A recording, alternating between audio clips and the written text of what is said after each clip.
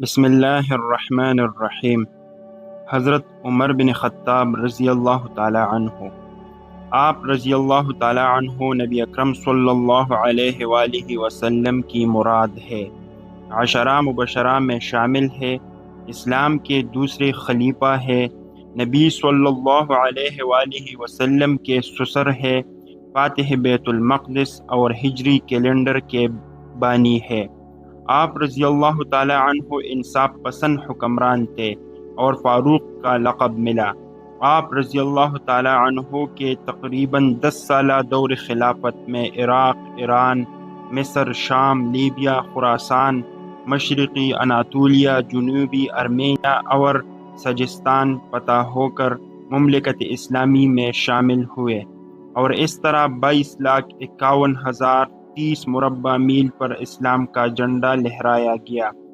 حضرت عمر رضی اللہ تعالی عنہ کے اسلام لانے کے بعد سب سے پہلے مسلمانوں نے کھل کر مسجد حرام میں نماز ادا کی۔ حضرت عبداللہ بن مسعود رضی اللہ تعالی عنہ نے کہا کہ حضرت عمر رضی اللہ تعالی عنہ کے اسلام لانے کے بعد پھر ہمیں ہمیشہ عزت حاصل رہی۔ کئی مواقع ایسے ہیں جب حضرت عمر رضی اللہ تعالی عنہ نے کوئی تجویز پیش کی یا بات کی تو اللہ تعالی نے اسی بات کی تصدیق میں قرآنی آیات نازل کی۔ آپ صلی اللہ علیہ وآلہ وسلم نے فرمایا، اے ابن خطاب، اس ذات کی قسم جس کے ہاتھ میں میرے جان ہے، اگر شیطان تمہیں کسی راستے پر چلتا دیکھتا ہے تو اسے چھوڑ کر وہ کسی دوسری راستے پر چل پڑتا ہے۔ آپ صلی اللہ علیہ وآلہ وسلم نے فرمایا کہ میں نے خواب میں دیکھا کہ کچھ لوگ میرے سامنے پیش کیے گئے جو قمیص پہنے ہوئے تھے، ان میں سے بعض کی قمیص صرف سینے تک تھی اور بعض کی اس سے بھی چھوٹی، اور میرے سامنے عمر پیش کیے گئے تو وہ اتنی بڑی قمیص پہنے ہوئے تھے کہ چلتے ہوئے گھسیٹتی تھی۔ صحابہ رضی اللہ عنہم نے عرض کیا، یا رسول اللہ صلی اللہ علیہ وآلہ وسلم، آپ نے اس کی تعبیر کیا لی؟ نبی کریم صلی اللہ علیہ وآلہ وسلم نے فرمایا کہ دین مراد ہے۔ رسول اللہ صلی اللہ علیہ وآلہ وسلم نے فرمایا، اگر میرے بعد کوئی نبی ہوتا تو وہ عمر بن خطاب ہوتا۔ جب عمرو بن عاص رضی اللہ تعالی عنہ نے مصر فتح کیا اور گورنر بنے تو مقامی لوگوں کا وفد آیا اور کہنے لگا کہ جناب امیر، ہمارے دریائے نیل کو ایک عادت ایسی پڑ گئی ہے کہ اگر وہ پوری نہ کی جائے تو وہ چلنا بند کر دیتا ہے۔ عمرو رضی اللہ تعالی عنہ نے پوچھا، وہ کیا ہے؟ کہنے لگے، جون کے مہینے کے 12 راتیں گزر جائے تو ہم ایک نوجوان دوشیزہ کو تلاش کر کے اس کے والدین کو راضی کرتے ہیں اور ایسے بہترین کپڑوں اور زیوروں سے آراستہ کر کے دریا میں ڈال دیتا ہے، اس کے بعد وہ خوب بہنے لگتا ہے۔ حضرت عمرو رضی اللہ تعالی عنہ نے کہا، اسلام میں ایسا نہیں ہو سکتا۔ وفد یہ سن کر چلا گیا، لیکن ہوا یہی کہ جون، جولائی، اگست 3 مہینے گزر گئے لیکن دریا نہ بہا اور لوگ وہاں سے دوسرے مقامات کی طرف جانے لگے۔ حضرت عمرو رضی اللہ تعالی عنہ نے یہ دیکھا تو خط لکھ کر حضرت عمر رضی اللہ تعالی عنہ سے مشورہ طلب کیا۔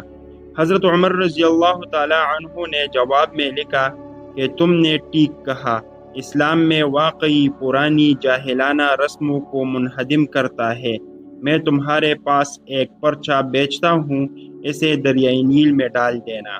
حضرت عمرو رضی اللہ تعالی عنہ نے جب پرچہ کھول کر دیکھا تو اس میں لکھا تھا، اللہ کے بندے، امیر المؤمنین عمر کی طرف سے مصر کے دریائے نیل کے نام حمد و صلات کے بعد اگر تو اپنی مرضی سے بہا کرتا ہے تو بہنا بند کر دے، اور اگر خدائے واحد و قہار تجھے چلاتا ہے تو ہم اسی خدائے واحد و قہار سے دعا کرتے ہیں کہ وہ تجھے بہنے پر مجبور کر دے۔ حضرت عمرو رضی اللہ تعالی عنہ نے یہ پرچہ دریا میں ڈال دیا۔ جب صبح کو جا کر دیکھا تو دریائے نیل پوری آب و تاب کے ساتھ بہنا شروع ہو چکا تھا۔ حضرت ایاس بن سلمہ اپنے والد حضرت سلمہ سے نقل کرتے ہیں کہ انہوں نے کہا کہ ایک مرتبہ حضرت عمر رضی اللہ تعالی عنہ بازار سے گزرے، ان کے ہاتھ میں ایک کوڑا تھا اور آہستہ سے مجھے مارا جو میرے کپڑے کے کنارے کو لگ گیا، اور فرمایا راستہ سے ہٹ جاؤ۔ جب اگلا سال آیا تو آپ رضی اللہ تعالی عنہ کی مجھ سے ملاقات ہوئی۔ مجھ سے کہا، اے سلمہ، کیا تمہارا حج کا ارادہ ہے؟ میں نے کہا، جی ہاں۔ پھر میرا ہاتھ پکڑ کر اپنے گھر لے گئے اور مجھے 600 درہم دیے اور کہا انہیں اپنے سفر حج میں کام لے آنا، اور یہ اس ہلکے سے کوڑے کے بدلہ میں ہے جو میں نے تم کو مارا تھا۔ میں نے کہا، اے امیر المؤمنین، مجھے تو وہ کوڑا یاد بھی نہیں رہا۔ فرمایا، مجھے تو یاد ہے۔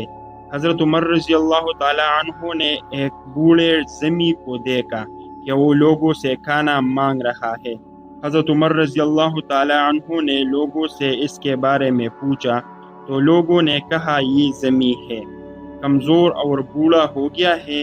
حضرت عمر رضی اللہ تعالی عنہ نے اس کے ذمے جو جزیہ تھا معاف کر دیا اور فرمایا، پہلے تم اس پر جزیہ لگایا جسے وہ دیتا رہا، اب جب وہ کمزور ہو گیا ہے تو تم نے اسے کھانا مانگنے کے لیے چھوڑ دیا ہے۔ پھر آپ رضی اللہ تعالی عنہ نے اس کے لیے بیت المال میں سے 10 درہم وظیفہ مقرر کیا۔ آپ رضی اللہ تعالی عنہ بدر سے لے کر فتح مکہ اور اس کے بعد کی غزوات میں حضور صلی اللہ علیہ وآلہ وسلم کے ساتھ شریک ہوئے۔ نہایت ہی سادہ مگر بڑے بہادر تھے۔ آپ رضی اللہ تعالی عنہ نے پیوند لگے کپڑے پہنے، راتوں کو پہرا دیا، عدل و انصاف کا علم بلند کیا، خود سامان کی بوری اٹھائی، غلام کو سوار کیا اور خود پیدل چلا۔ اسلام کے اس شہزادے کو ایک مجوسی نے فجر کی نماز پڑھانے کو دوران خنجر مارا۔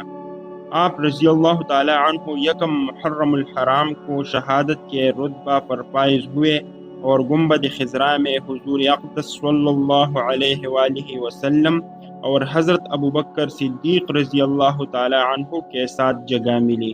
سبحان اللہ۔